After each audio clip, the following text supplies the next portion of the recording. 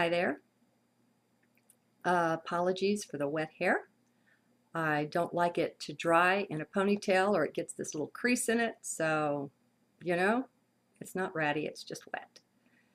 Okay, I have a journal for you from July 4th. It's the second one of that day, and the Mayan day was 3 dog.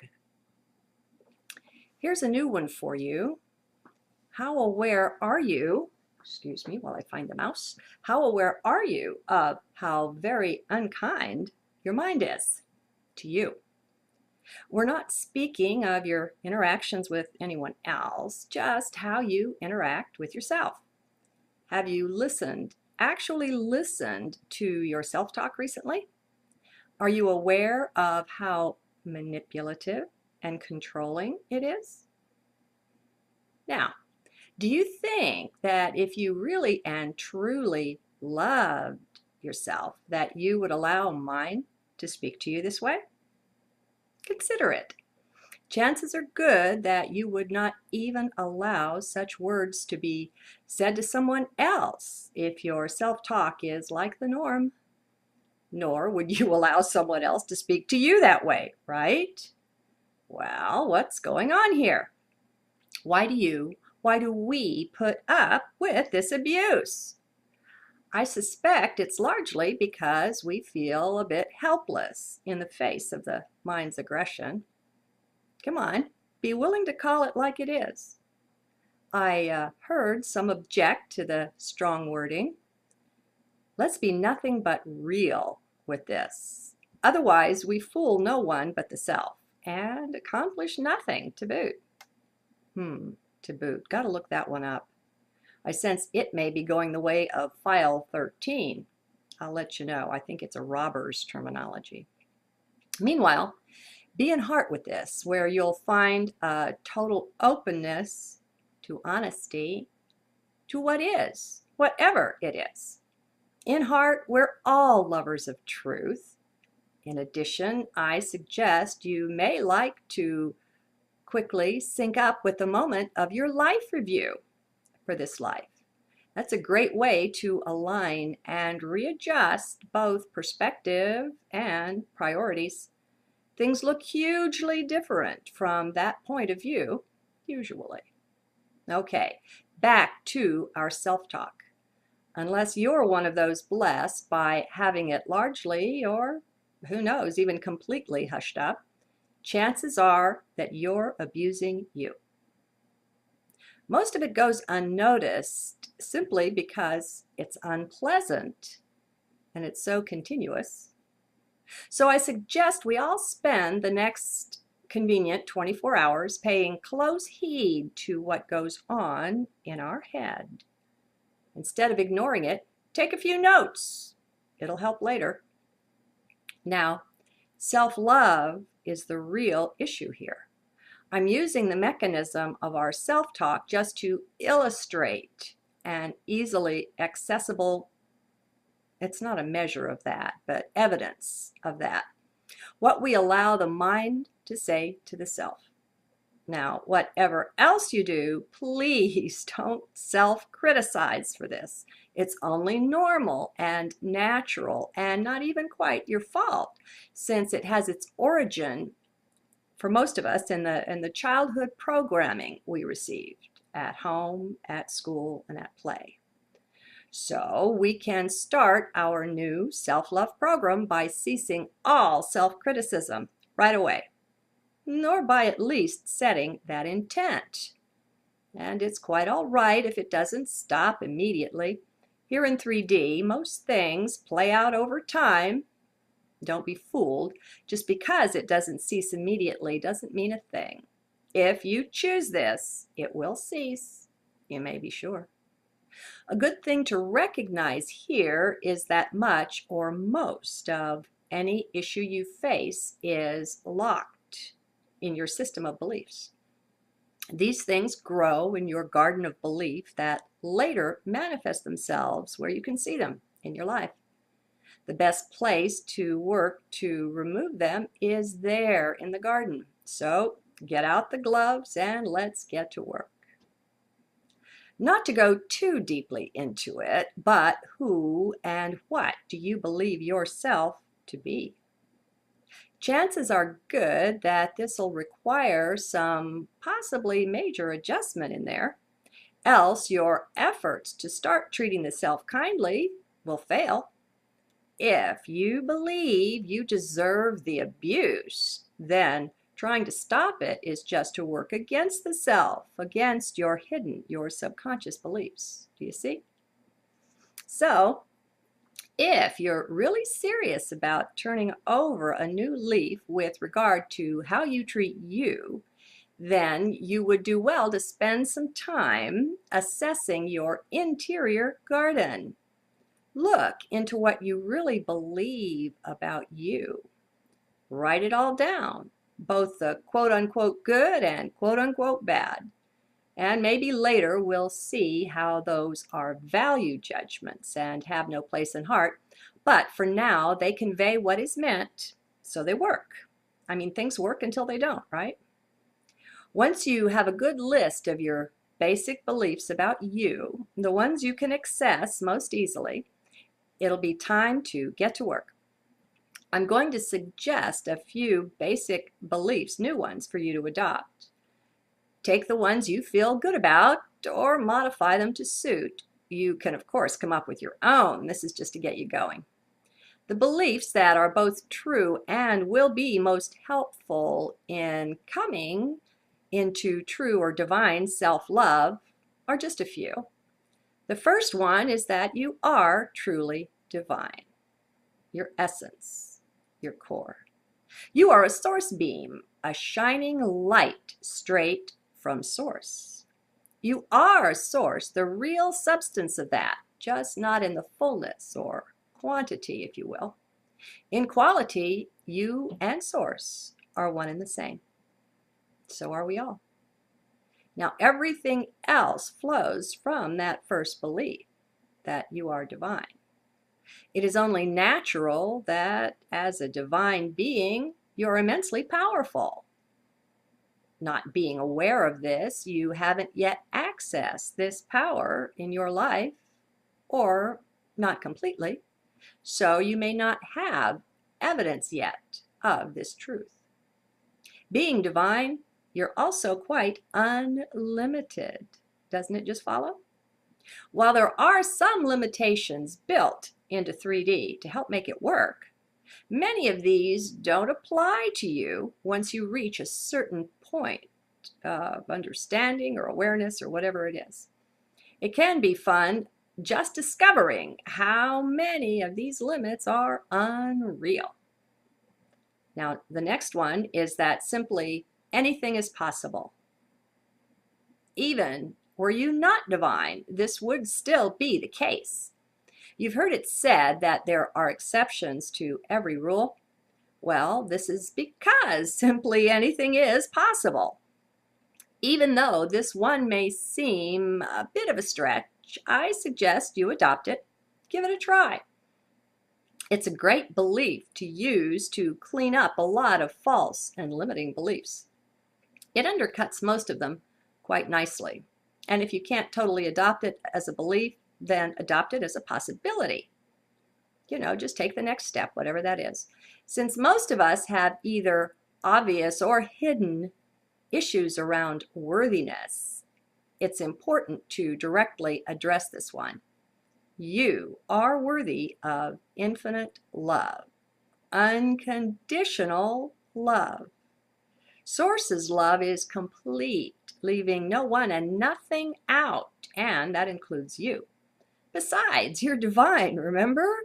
As a divine being, you are more than worthy of love. Heck, you are that love, clothed in form. You'll find this out soon enough, but meanwhile, take this belief as your own. You are deeply and truly worthy of love. With just these few beliefs, or your versions of them, but be careful to let only heart make the changes, not mind, you're ready for your new program to begin. There's no bossing mind around directly. Perhaps you've tried that. Besides, you don't want to set parts of yourself against other parts anyway. So instead of that, we're going to the root, to the core of where the negative self-talk originates. Once again, your garden of belief, where you've been programmed that way. So that's where we begin. As a divine being, when you set your intent on something, that alone is powerful. It will happen. It's that simple. Now, being 3D, this will likely play out over time, but that time too can be shortened. Remember, anything is possible. Whenever you notice a limit of some sort being enunciated, being spoken, or implied by mind, pull yourself up short. Write that one down. It's something to work on at some point, or at least to be aware of, since often that's all that's required. Seeing is doing. Vision is one of our most powerful attributes. Remember, vision collapses the wave, creating particles where before were only waves, a la quantum physics, observing, or vision. As a divine being, you have no limits. You see, just taking on this belief in your underlying divinity will challenge many of your old programmed beliefs. It'll bring them rushing up to the surface to do battle with this crazy new belief. That will be their attitude to the concept of your divinity anyway. Watch for their appearance. Now, this is a good tool, eliminating old beliefs by installing new ones. Most of our belief system is buried in the subconscious mind, so it takes something to bring them to the fore, to the surface. And this is a good way to make that happen. If you find a better one, let me know. You may have noticed already for this program to succeed, you'll be doing a good deal of self-observing. Have you already turned your focus inward, pointing it in on the self? If you have, then you're one step ahead of the others whose attention is still mostly captured by the things of the world. Television is quite possibly the worst culprit, installing new desires and beliefs with every viewing, subliminally and openly. Being self-observant is not a belief, so I didn't list it with them. It's really a great habit, though. For those desiring to awaken, it's practically mandatory. Otherwise, it's very difficult to stay focused or present in the now, which is the only reality we have. Past and future are just concepts, just thoughts. They're not real. As soon as we hit 5D, we'll simply know that, but we can't adopt it as a belief right away. Now is the only time that exists. Lock that one down. What's next? Well, simple observing is all that's required. You've laid the foundation for turning over a new leaf. It wasn't hard, was it? You've set your intent and determined to enter into a loving relationship with yourself. You've adopted some powerful and uplifting new beliefs. Now, stand back and watch. And watch out for the fireworks. What fireworks? The ones that are your old beliefs rushing up to reclaim their space in your world, in your mind. You've been running on autopilot for some time, so no doubt you've got some entrenched beliefs. We all do. That doesn't matter, though. Maybe make yourself little notes to place around here and there with the reminder that you are truly divine. There is nothing you can't accomplish. Though you may not have explored your divine nature before, you can claim it and start doing that now. Nothing can overcome you. Remember, you are one with Source, and many of us have started this in previous lifetimes, so it comes easy. We're just carrying it over now. Sometimes in 3D, it takes that kind of time to make things happen, but we can do it. Now is the time when you will begin to discover the power of vision to bring about change. You will see beliefs simply fade into dust when you spot them and simply refuse to believe them anymore. When they come up, a good tactic is to have your new belief list written out and at the ready. As each one comes up, you can disbelieve it to its face and then replace it with the most obvious choice from your list. I call this weeding the belief garden, pulling up the old, no longer useful beliefs, always replacing them with wonderful new and empowering ones. Don't leave a void. Who knows what'll rush in to fill it. If and as you have truly set your intent to enter into this love of self, or at least a powerful self-respect, then you'll begin to see the results of your actions appear in your life. I won't tell you what those will be. That's for you to discover on your own. Your job is to carefully observe and simply be alert. The mind is tremendously tricky and very resourceful. It will try to pull all sorts of tricks on you. More than ever now, it's important to question practically every thought. Just quit believing them. Remember, mind is unkind, and you've got the evidence. This will become quickly apparent just after 24 hours of observation. It's there to be seen. Be sure to write it down. Mind is tricky. That's why you want to write things down. Once you've got them written down, it's locked in. Otherwise, mind will convince you that you never thought that or never felt it or it never happened. Keep track of what you are doing, for you won't be able to believe the changes you're about to make in yourself. And when you've changed, that will be the new reality for you. And you won't remember clearly what it was like before. We can change the past, friends. This is powerful work. It's deeply empowering, too. This is to truly take charge of your life, even if only in this one aspect, self-love. It is enough, not biting off more than you can comfortably chew. By keeping a sort of journal of your work or your experiment here, you'll have a valuable record to remind yourself later, maybe when you're down, just what shape you were in at the start and how different you are now. One of the reasons people are not very good at seeing themselves or seeing change in themselves is because of how natural the new state always feels. While it might seem somewhat the same to you, if you will ask spouse, children, or friends, they will often tell a completely different tale. They'll be able to tell you what has changed. Then you can go back to your notes and refresh your memory on just where you were when you started this journey. Finally, be in the NDE life mode review, or life review mode once again. Now, feel that completely unconditional love that is there, that enfolds you.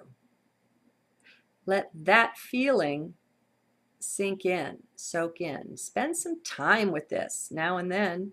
Practice feeling the love that Source has for you and for all, of course.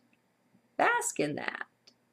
Soak in it. Marinate in it even. Friends, we just don't remember. We don't know anymore what it's like to be truly loved. It's not something you often find here on earth, if ever. Well, we're here to change that, aren't we? And we can. This is exactly how it can start. Do you begin to see the vision yet? The vision of how change out there, supposedly out there, begins right within you? As you do this work for the self and for love, it's a much bigger impact you'll have than you may yet know. This is earth-changing work we're doing here, and there's no reason we shouldn't do it consciously, aware of the potential impact, the cosmic impact it has. This isn't something you have to intend, it's just natural. You see, everything you do has this huge, wide impact. You just didn't know. As we step up into our true divine nature, though, these things will become more and more clear, even obvious to us. And I don't mean to imply that I'm the only one that would know such a thing. That's ridiculous. I'm sure many of you do. But anyway, these are just the natural results that flow from our actions of love. That's what we're here for. Remember, love is the answer to every question. So in loving the self, you are truly loving the world. In the oneness of all that is, that's just how it works. It's fractal. One last point. Be sure to enjoy. That puts a fire and a power, some extra oomph in all that you do. You're a powerful being, whether you know it or not. Time to open our eyes to that. Just be sure to have fun along the whole way and for the rest of your life. Simply empower yourself to have fun with whatever you do. And so there's one more new belief for you that you can claim. Namaste. How very unkind your mind is to you. We're not speaking of your interactions with anyone else, just how you interact with yourself. Have you actually listened to your self-talk recently? Are you aware of how manipulative and controlling it is? Now, do you think that if you really and truly loved yourself, that you would allow mine to speak to you this way? Consider it. Chances are good that you would not even allow such words to be said to someone else if you're... Okay, back to our self-talk. Unless you're one of those blessed by having it largely, or who knows, even completely hushed up, chances are that you're abusing you. Most of it goes unnoticed simply because it's unpleasant and it's so continuous. So I suggest we all spend the next convenient 24 hours paying close heed to what goes on in our head. Instead of ignoring it, take a few notes. It'll help later. Now, self-love is the real issue here. I'm using the...